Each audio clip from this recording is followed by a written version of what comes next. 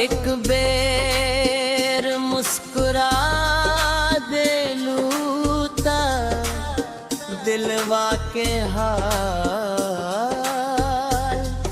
खराब हो जाला। एक मुस्की पे हर गल जमाना था, तोहरे बिना लागे ना ठिकाना। अखियां में बसल तोह सपना,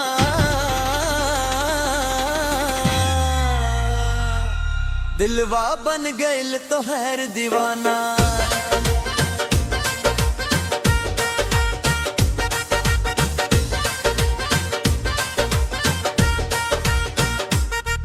एक मुस्की पे हर गइल जमाना, नाम तोहार गवे सारा जमाना। जहिया तू हंस के देख ले लू,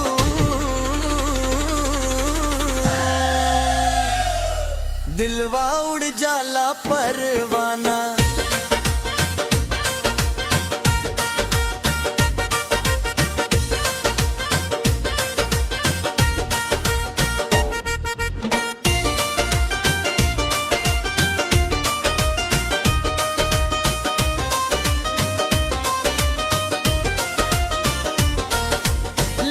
चुनरिया में चांद लगेलू,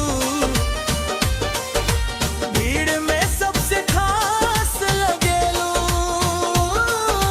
धीरे धीरे जब तू चल गोरिया,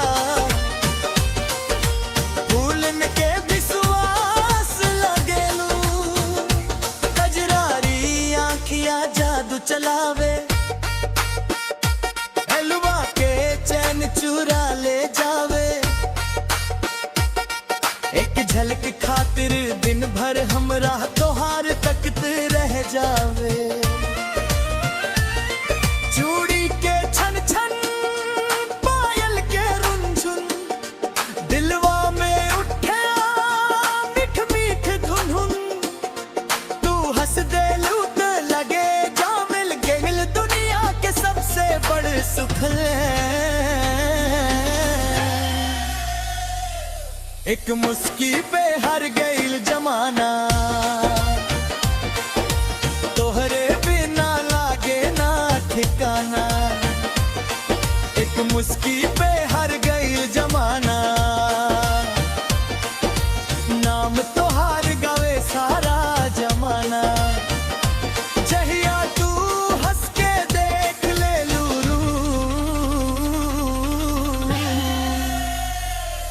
दिलवा उड़ जाला परवाना।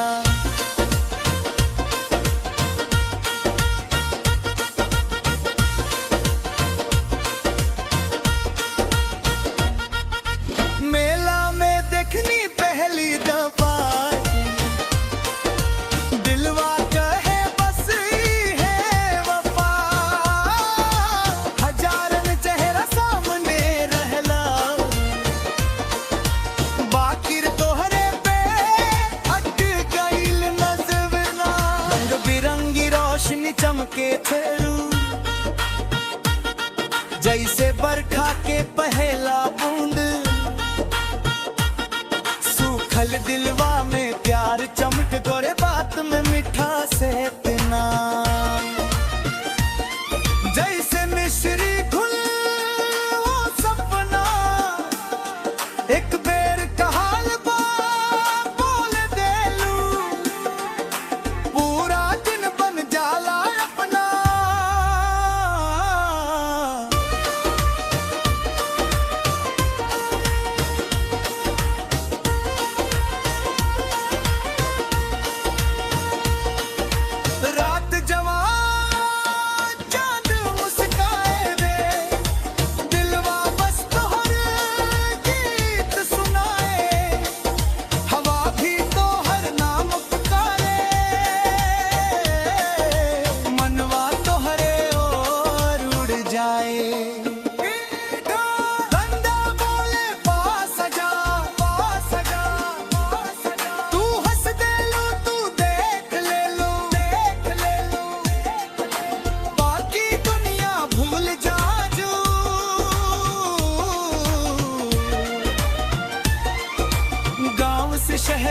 चर्चा बास तोहरे नाम के किस्सा बा जहिया तू बाजार में निकले लू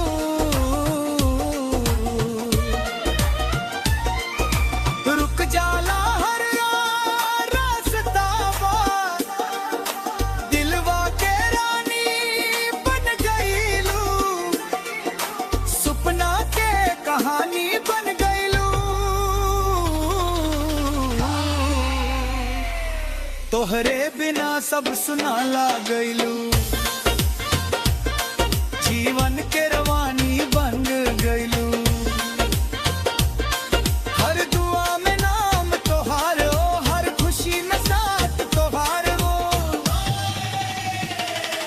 एही बा दिलवा के ख्याल एक मुस्की पे हर गईल जमाना तोहरे बिना लागे ना ठिकाना अखिया में बसल तो हर सपना का दिलवा उड़ जाला परवाना